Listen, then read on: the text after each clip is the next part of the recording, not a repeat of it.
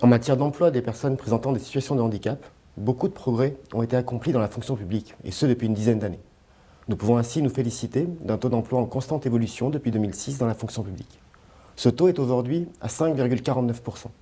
Cela représente 240 000 personnes, et chaque année, nous recrutons près de 30 000 personnes présentant des situations de handicap. Si nous pouvons tous nous réjouir de cette amélioration continue, y compris sur la prise en charge ou la compensation du handicap, des marges de progrès demeurent. Nous n'avons pas encore vaincu tous les stéréotypes et les risques de discrimination dans les pratiques de recrutement, dans les déroulements de carrière, subsistent bien évidemment. Le président de la République et l'ensemble du gouvernement sont particulièrement mobilisés sur ces enjeux. Ainsi, et de manière convergente avec le secteur privé, dans le cadre de la loi pour la liberté de choisir son avenir professionnel de septembre dernier, portée par ma collègue Muriel Pénicaud, ministre du Travail, nous avons voulu simplifier le dispositif de l'obligation d'emploi des travailleurs handicapés.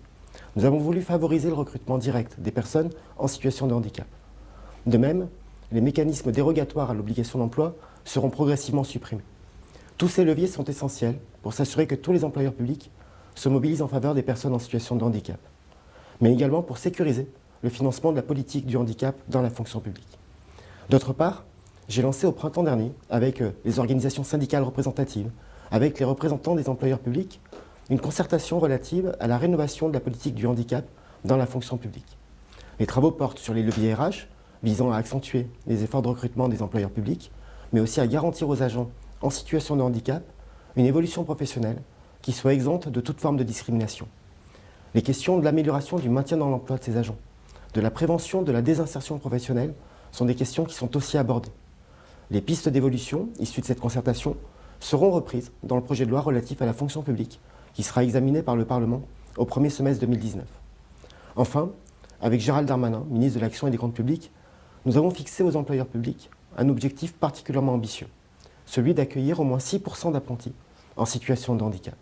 En 2019, pour l'État, cela représente un recrutement de 600 personnes par an. Tous les ministères sont mobilisés pour atteindre cet objectif. La réussite, le bien-être au travail de nos collaborateurs en situation de handicap nous oblige toutes et tous.